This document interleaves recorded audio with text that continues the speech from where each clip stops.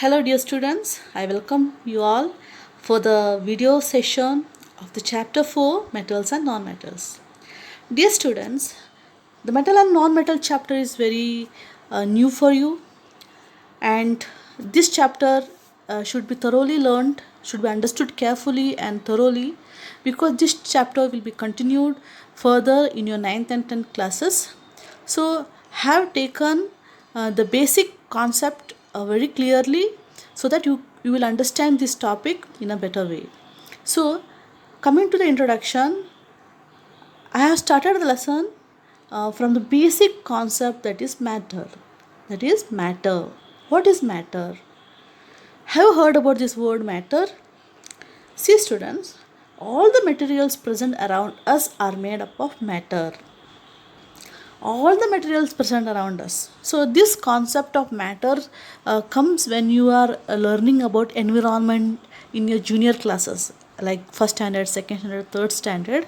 When you learn about environment, so what is the definition you are giving? That the space around us is known as our environment, like that. In the same way, I would like to tell that any material present around us is made up of matter. So it may be a living or non-living, they are all made up of matter. Then what is this matter? Anything which occupies space and has mass is called matter. Matter means anything that occupies space and has mass. What is the meaning of mass? Mass means weight. What does it mean? See, anything that occupies space. For example, if you take a book, the book needs some space to be kept, and also the book has some weight. So any object, if it is occupying space and if it is having mass or weight, then it is called as matter. So what is matter made up of actually? So what is any substance made up of? What is the basic unit of all this substance? To study that, let me show you a pic of an atom. It is an atom. Understood? See here, the atom, just see clearly, if you just see it clearly, an atom has three components. Please see it properly. The red indicates proton and the yellow indicates neutron and the blue indicates electron. See students, this atom is the basic unit of any matter. Okay, and this atom is having charge. The proton is positive in charge, the neutron is neutral in charge, and the electron is negative in charge. So proton is positive charge, electron is negative charge, whereas neutron is neither negative nor positive. So this is the concept of an atom. It is an atom, and can you see the orbit? Okay, that is around the proton and neutron. This proton and neutron is forming the nucleus of an atom, and around this nucleus there is an orbit, and in that orbit you can see the electrons. So this is the concept of an atom. So about this in detail you will be learning next year in 9th standard. But the basic unit of a matter is atom. And when you come to the right side picture, you can see that a group of atoms are forming element. A group of atoms means you can see the yellow balls. Okay, a single yellow ball indicates an atom, and there are a group of atoms and they form together an element. Okay, so this is how an element gets evolved. Okay, so now going back to the introduction. So the first 2 points is about matter, and the third point is about element. A substance that cannot be broken down into simpler substance is called an element. So if you break this element, you won't get a new substance. If you break a piece of gold is an element. If you break a piece of gold, you are going to get a piece of gold. You are not going to get a new substance. That is what they are telling. The substance that cannot be broken into similar substance is called element. Element is composed of what? Atoms. Element is the purest form of any substance. So element is the purest form. It doesn't have any combination of any other atoms. It is having the pure form of only one type of atom. That is an element. Now coming to make you know what is this element, compound and mixture. So we learned about atom and I told about element. Then what is the other thing? That is compound and mixture. So coming to this picture, we can see here in the first picture they have in the first picture they have told about atom, and the atom is single. Okay, it's a one atom, and in here they have shown three atoms. After atom comes the molecule. After atoms comes the molecule. So what is molecule? Molecule means combination of two atoms. So can you see orange balls stick together? Two orange balls stick together. What does it mean? For example, think if it is an oxygen molecule, O2. What is the formula for oxygen molecule? O2. Two atoms of oxygen. So in the picture you can see that two atoms of oxygen. So that is a molecule. So if atoms join together, it forms molecules and also it forms elements. And what is the next thing is compound. Compound may be the combination of one or two types of atoms. For example, see here you can see blue color atom and also orange color atom all joined together. So then it comes a compound. Next, in this mixture you can see it is nothing but the combination of so many atoms like blue color, orange color, combination of two or more atoms, then it becomes a mixture. So for example, example is mixture of gases. So in the atmosphere we see mixture of gases. What does it mean? There are so many types of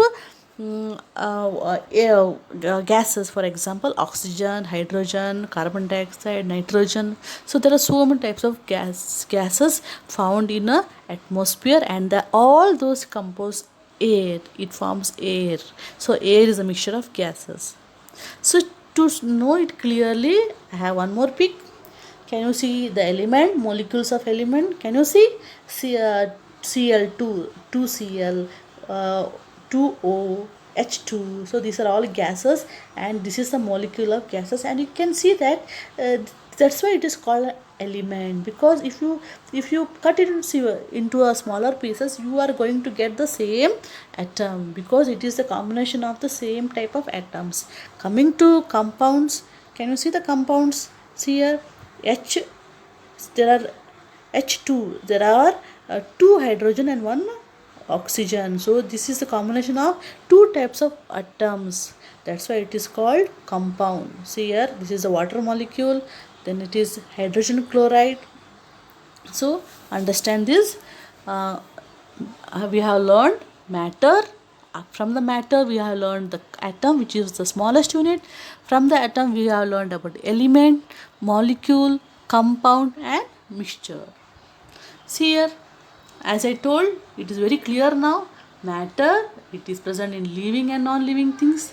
In non-living things, there are two types of substance, that is pure substance and impure substance. Under the pure substance, you can see elements, compounds. Okay, and this is the mixture of so many gases. And coming to element, you can see your metals and non-metals. Okay, your metalloids, all these things. So this is your chapter, these metals and non-metals. To learn this, you have to know what is element, you have to know what is matter. So that is why I came all this long way. Now coming to elements. Okay, just we will learn about little elements. So elements are those which are made up of same kind of atoms and cannot be divided further by any chemical methods. So you came to know that elements are always made up of same type of atom and cannot be divided by chemical methods. Okay, and there are about 118 elements that are found in the nature. Where it is found in the nature? It is found on the earth crust. Okay, so people began to explore these types of elements, and you all know that ancient ancient people, they introduced the usage of copper, they learned the use of iron. So it was just by digging and all they got the invention was there, that they invented different types of elements and they used according to their property, isn't it? So iron was hard, that's why they used it to kill the animals or to hunt and all. So that is how they began to explore, invent elements, and so far we have invented about 118 elements. In that 92 elements are naturally occurring, and 70 are metals and about 22 are non-metals. Okay, so we will learn what are metals, what are non-metals and all in this chapter. But understood what is element? Okay. Classification of elements. See, the elements are classified into three types: metals, non-metal and metalloid. Three types. You have to remember this. Of course, about this metalloid is not there in your chapter, but you have to learn this too. See here, metals. Just see the example I read out, whether you will understand, whether you understand these metals or not. Examples are sodium, gold, copper. These are the metals. Have you heard about this gold, copper at least? Yes, these are all our metals. And what about non-metal? Non-metal are especially your gases, carbon, oxygen, hydrogen. Yes, this carbon is a non-metal. Okay, so when carbon becomes a non-metal, all the allotropic forms of carbon like diamond, all they are non-metal.